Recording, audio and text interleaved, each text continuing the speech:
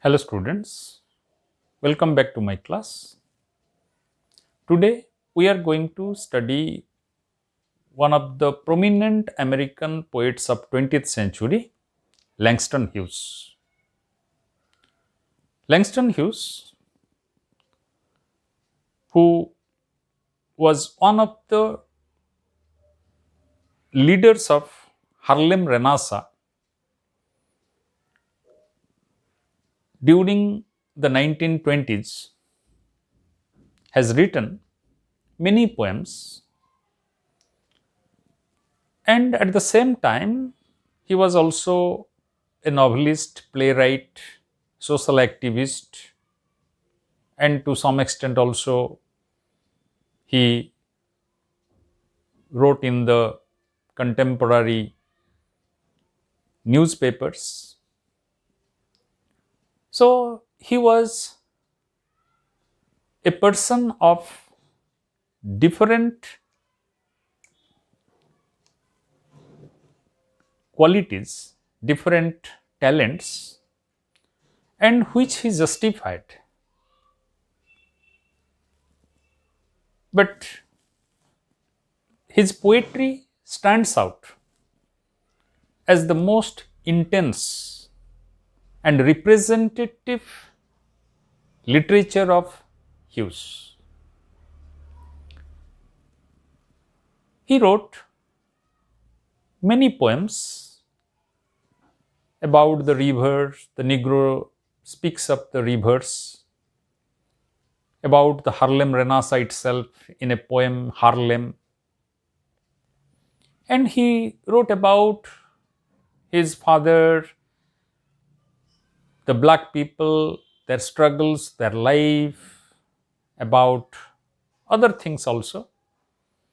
But one thing which is very common in his poetry is that he is concerned about the fate of the black people in America, and the fate of the black people, which was very miserable right from the beginning because they were brought to America as slaves. But in the second part of 19th century, they were freed from their slavery and they were given the constitutional rights of equality. In spite of that, they continued to struggle to get their rights, both social and political, and particularly social rights. So in 20th century, the neighborhood of Harlem, which is in Manhattan, New York, it saw the black intellectuals, poets, writers, musicians coming together to make an intellectual movement, an artistic movement to assert for black rights and equality. So this poem is also a part of that movement. It is specifically written for that movement, as we have already done another poem, Harlem. This poem is also a part of that movement. But this poem, it was written in an allusion to one of the poems of Whitman. Whitman, who is another prominent poet of 19th century America and who is treated as a democratic poet. In 1855, he wrote a poem, I Hear America Singing, to celebrate the pluralistic culture of American democracy, the melting pot culture of American nationality, where all the races, cultures, civilizations coming from different parts of the world have melted into one unified and vibrating, powerful civilization. But very sadly, for Langston Hughes and for all the black people of America, Whitman has been indifferent to any mention of the black Americans in his poem.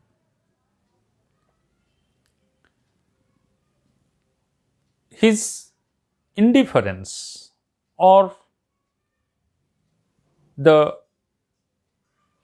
careless attitude may be, pardon me, because Whitman is a great poet and I am no judge, but whatever it may be,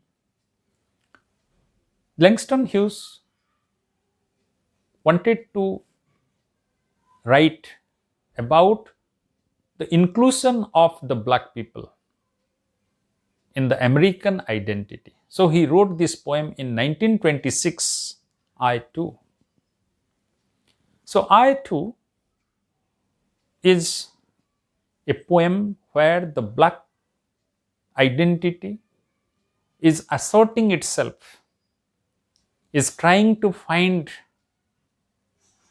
a sense of equality with its white brotherhood.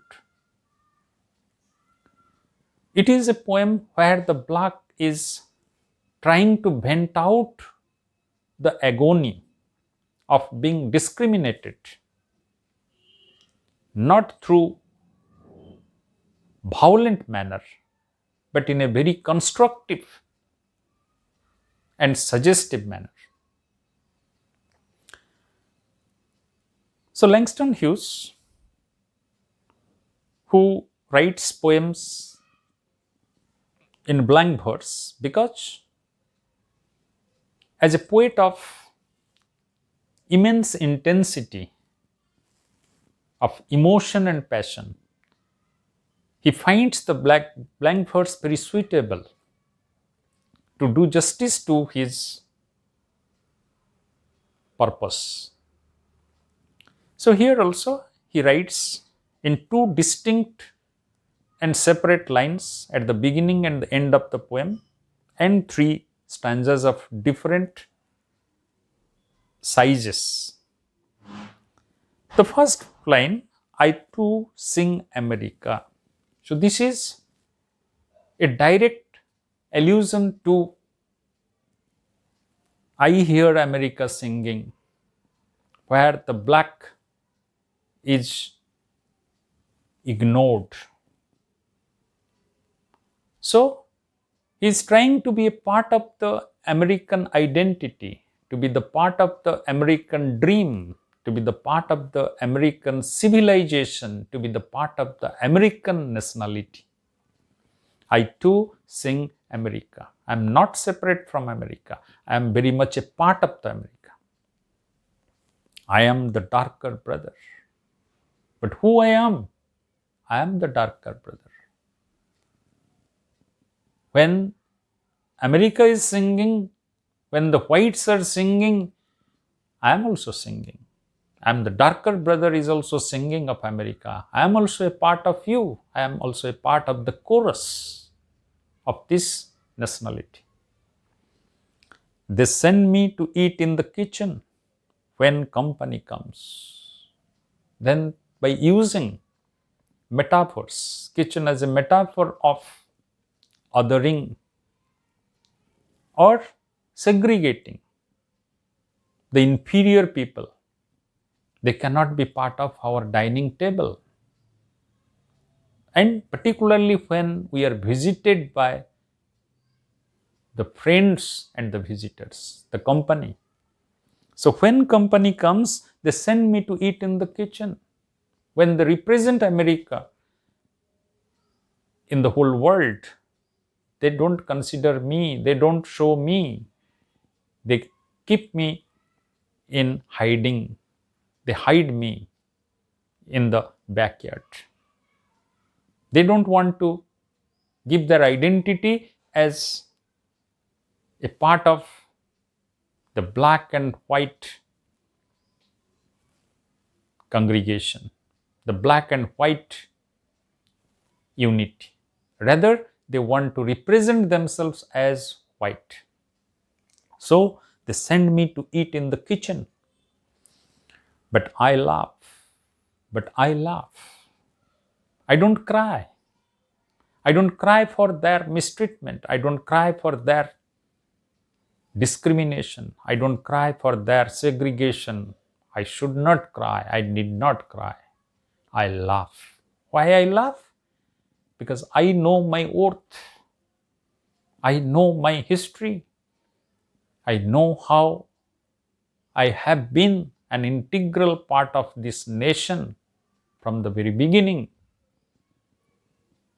The labor, the endeavor of all my forefathers and myself is the part of the American dream. You may send us away from your photograph. You may send us away from your projection, but you cannot send us away from the soul, from the feeling.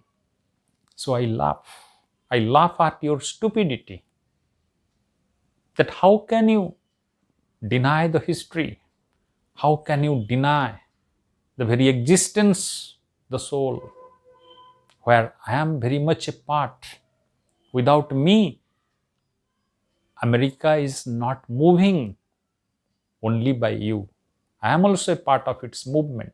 I am also the part of its growth. I am also a part of its manifestation. And eat well. And I also eat well. I also take nourishment. I also take the food and drink from this motherland, from this soil. I am the son of it. I am the child of it. So why I should abstain myself from eating? I eat. I eat well and grow strong. And I also grow strong. I also want to improve myself through education. I also want to exhibit my potentiality. I want to realize my potentiality before the whole world. I want to represent my nation at the global platform. Therefore, I grow strong. I make myself stronger and stronger in representing the knowledge, the skill, and whatever I have or whatever I have inherited from my forefathers. I want to become a part of the American identity. Therefore, I grow strong. Tomorrow, I will be at the table. So if in this manner, if in this positive manner, without responding to your humiliation, without responding to your discrimination in a violent manner, in a negative manner, I will be developing myself with my own confidence besides me. Tomorrow, in future, I will be at the table. I will be there at the table. I will be there at the podium from where America will be presented to the whole world, where America will be praised. I will be the part of that table. I will be the part of that identity. The nation will be proud of me. When company comes, nobody will dare say to me, eat in the kitchen. And when I will achieve that equality, I will achieve the glory of my potency, then nobody will dare to tell me in the future, when company comes, when people come, that you go to the kitchen to eat. Nobody will be able to drive me away from the table, from the dining table to the kitchen. I'll be there at the center. Besides, they will see how beautiful I am. And besides being an integral part of the national identity, besides being an inalienable part of the American dream, people of America, my white brothers and the brothers from the whole world, they will be able to see the beauty of me. So, what is the beauty? The beauty is here also a metaphor. It is a metaphor for the rich and vibrant culture of the black people, the great players, the great musicians, the great poets, the great singers who have adorned the places of respect. It will be a part of the American dream. It will be a part of the American identity. And then only you will see how beautiful I am. Previously, you thought that I am black, I am dark, I am ugly. No. Black is not ugly. Black is beautiful. Black is colorful. Black is vibrant. So, they will see how beautiful I am and be ashamed. And my white brothers who are engaged in this discrimination, who are engaged in this hypocrisy, they will be ashamed of themselves. They will be ashamed for their mistreatment, for their disrespect, for their discrimination, for their segregation of the black people in history. They will be ashamed of themselves that they have not nurtured the potencies of these black brothers for centuries, who are an integral part of their own nation. They have only exploited the labor of the black people to enrich themselves, but they have not truly engaged the black talent to make America really rich, diversified, and beautiful. So, in this way, the poet is trying to address both the white Americans who are prejudiced against the black race, the black Americans. And at the same time, also he is addressing to his fellow black people that don't give vent to your angst in violence. Don't spoil yourself in mindless violence. Be constructive. This nation belongs to us. This country belongs to us. And we can prove our worth in the constructive way by creating our own identity, when the white brotherhood will be compelled to accept us, will be ashamed of their behavior, and they will accept us. So this poem is addressed to both. This poem is taking a new stance like the Harlem Renaissance, which is distancing itself from the mindless violence of the black. But at the same time, it is also addressing to the white prejudice, the white discrimination. I too am America. This last line is like a refrain of the first line. I too am America.